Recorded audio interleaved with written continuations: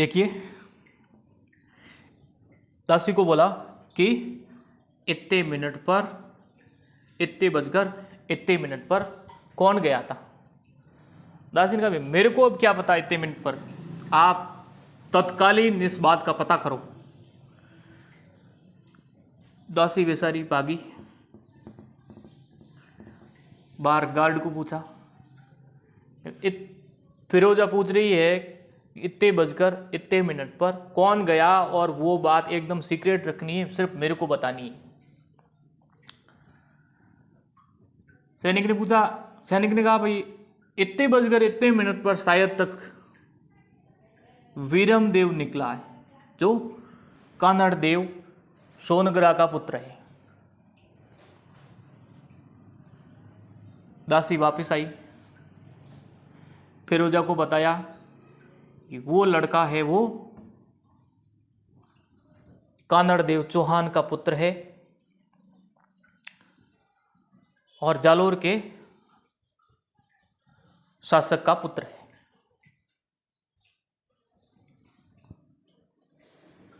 आप पता नहीं प्यार करके बैठ गए होंगे, मैं मेरे दिल की बात बता रही हूं, दासी ने कहा, पर वो अपने धर्म का भी नहीं है।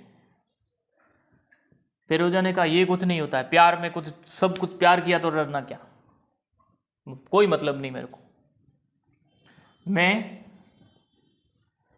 उससे ही प्रेम करती हूं और उससे ही कर लूंगी। अब तेरे को एक काम करना है। फिरोजा ने कहा दासी को, तू एक मैं शीश दूंगी, वो शीश तेरे को वीरम देव को देनी है।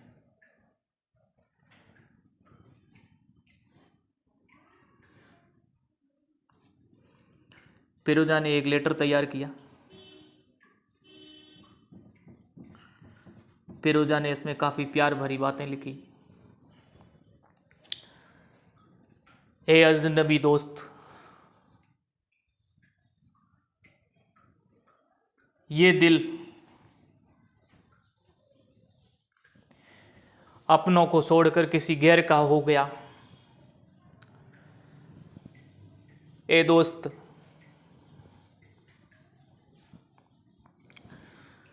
तू मेरी सांसों को तेरी सांसों में एक कर दे। कोई पूछ ले तो बता देना कि ये मेरी जिंदगी है।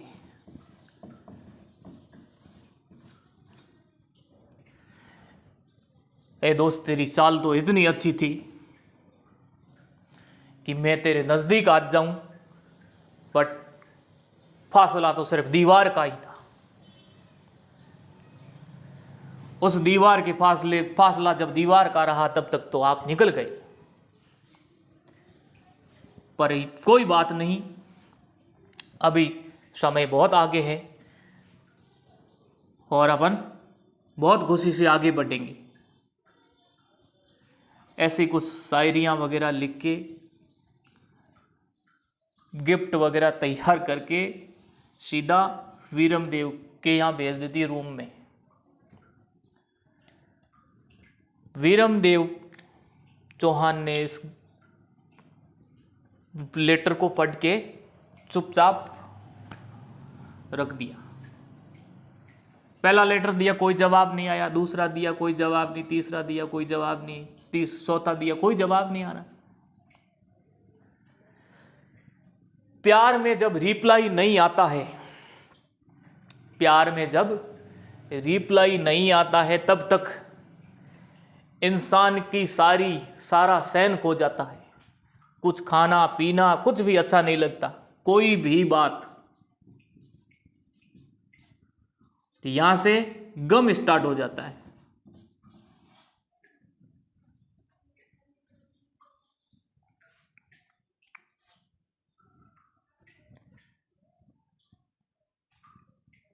धीरे धीरे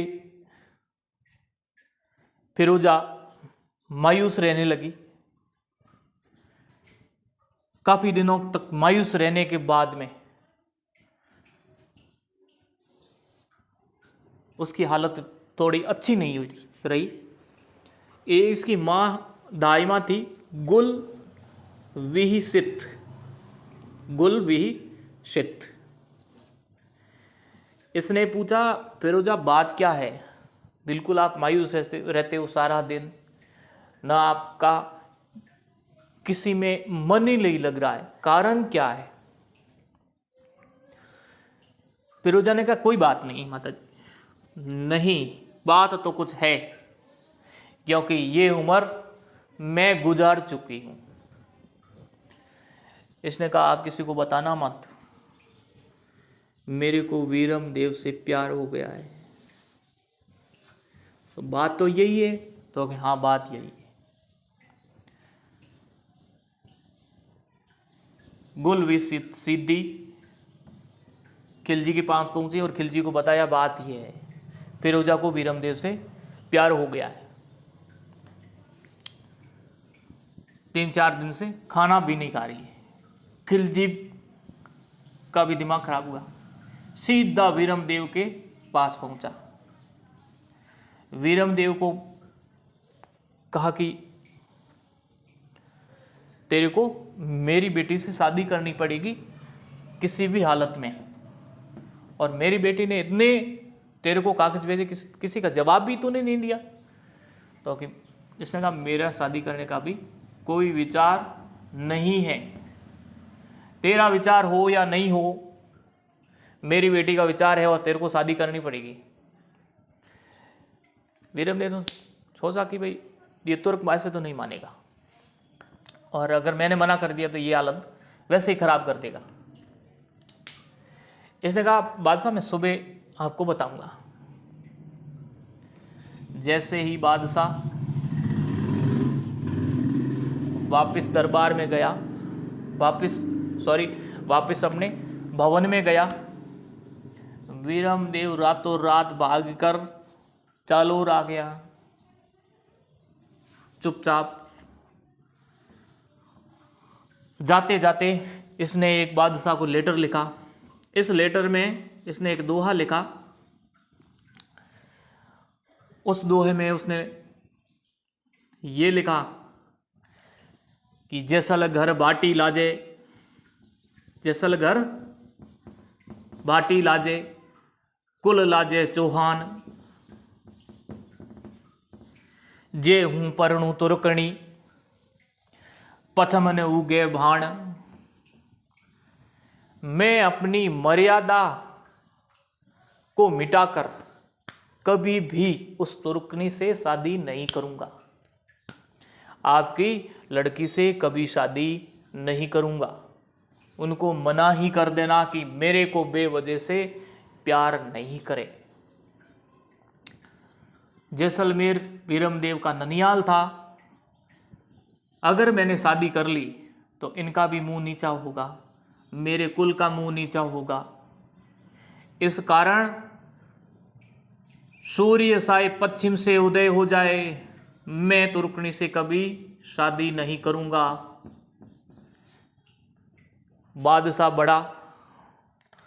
बादशाह को बड़ा गुस्सा आया।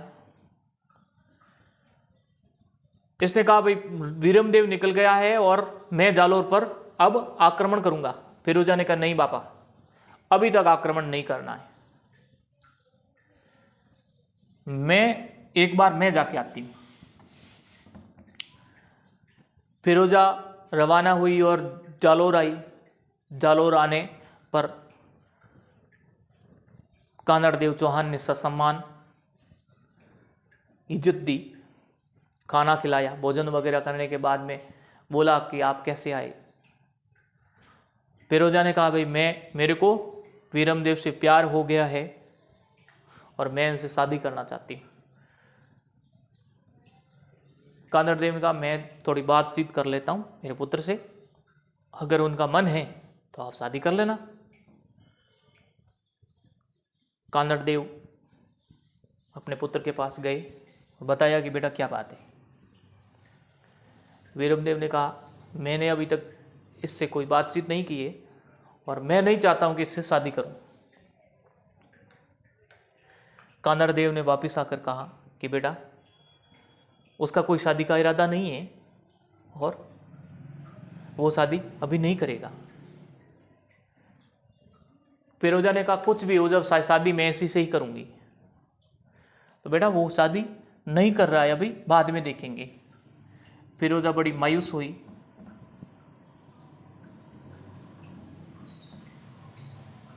और वापस दिल्ली आ गई। अब बेटी को मायूस देकर खिलजी करेगा जालोर पर आक्रमण।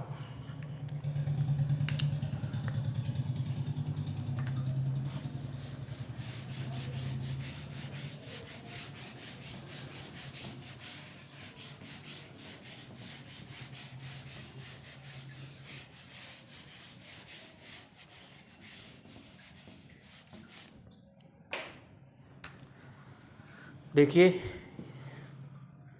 ये है जालोर दुर्ग।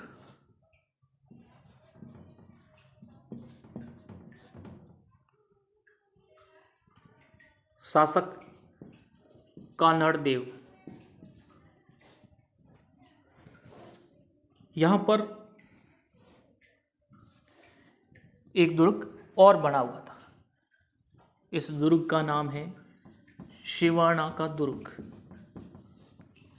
शिवाना वर्तमान में बाड़मेर में है। कोई भी दुर्ग पर आक्रमण करना हो तो पहले उस दुर्ग की कुंजी खोलनी पड़ेगी, क्योंकि कोई भी आक्रमण करने का डर रहता था उस समय। तो मेन दुर्ग से पहले एक छोटा दुर्ग बनाकर उस पर कुछ सेना रख देती थी राजा। तो इससे निपटने से पहले ये संभल जाए तो अलाउद्दीन खिलजी ने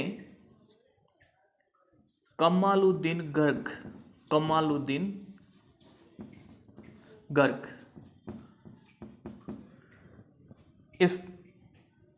इसके नेतृत्व में सेना भेजी और सिवाना पर आक्रमण कर दिया।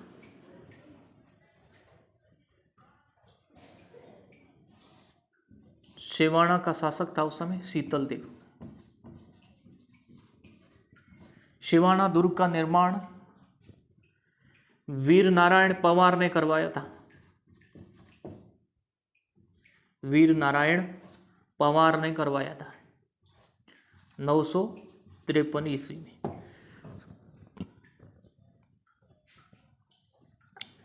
आक्रमण गिरा डाला चारों तरफ से, लेकिन इस दुर्ग को जीत नहीं पाए। फिर वो ही साल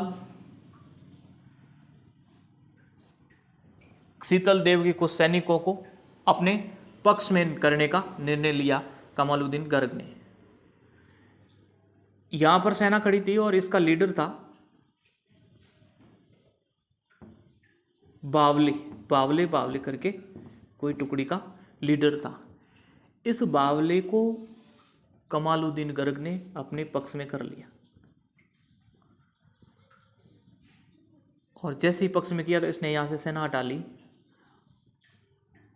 जैसे ही सेना हटाई, दुर्ग के अंदर मुगल सैनिक घुस गए। घुसते ही भयंकर युद्ध हुआ। यह युद्ध 1308 ईस्वी में हुआ। शीतल देव के नेतृत्व में राजपूतों ने केसरिया किया।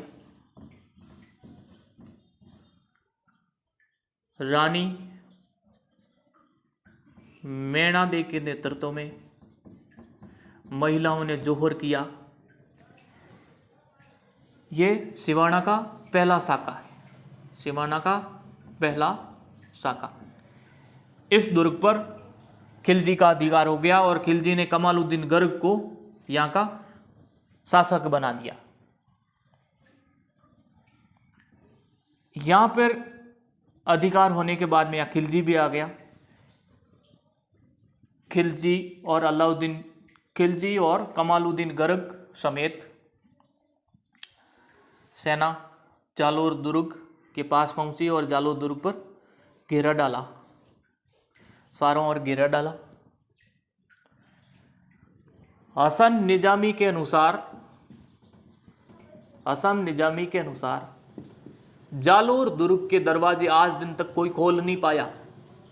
हसन निजामी के अनुसार जालोर दुर्ग के दरवाजे आज दिन तक कोई भी आक्रमणकारी नहीं खोल पाया, क्योंकि इस प्रकार से दीवारें बनी हुई थी कि दरवाजा दिख ही नहीं रहा था कि द्वार है कहां, घुसे कहां से।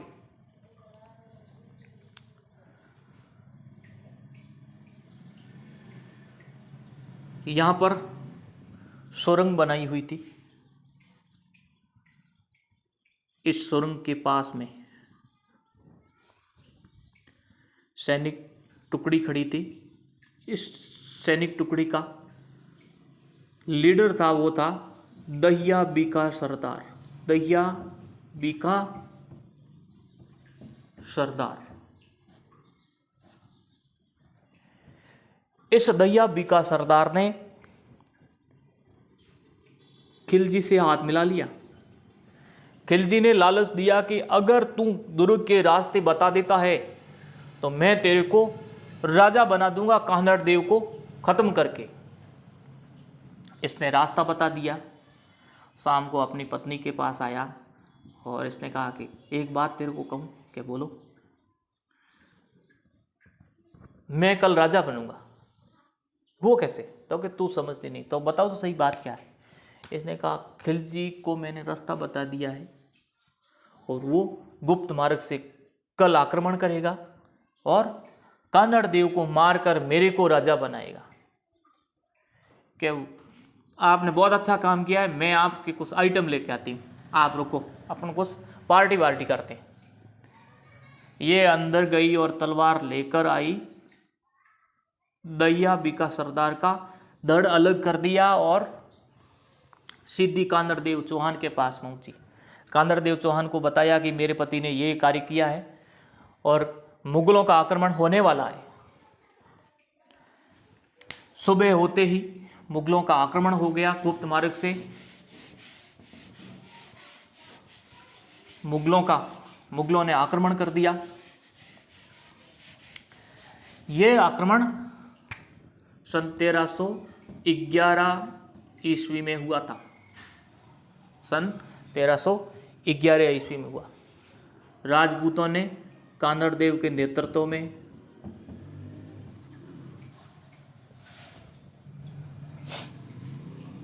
केसरिया किया और जैतल देव के नेतृत्व में महिलाओं ने जोहर किया और इस प्रकार से 1311 ईस्वी में जालोर का प्रथम शाखा समाप्त हुआ। वीरम देव इस युद्ध में बड़े बहादुरी से लड़े। इतिहासकार ऐसा बताते हैं कि इस युद्ध में 40 तलवारें वीरम देव ने तोड़ दी थी लड़ते लड़ते।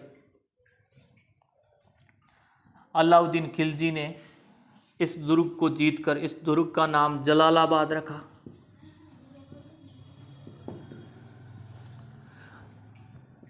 यहाँ पर एक मस्जिद का निर्माण करवाया। उस मस्जिद का नाम है तोप मस्जिद। ये राजस्थान की दूसरी मस्जिद है। पहली मस्जिद ख्वाजा मोइनुद्दीन चिश्ती की मस्जिद है और इसके साथ में ही जालोर के सोनगरा चौहान वंश की समाप्ति हो जाती है। बाकी का अपन अगले भाग में पढ़ेंगे। नमस्कार मित्रों, थैंक यू।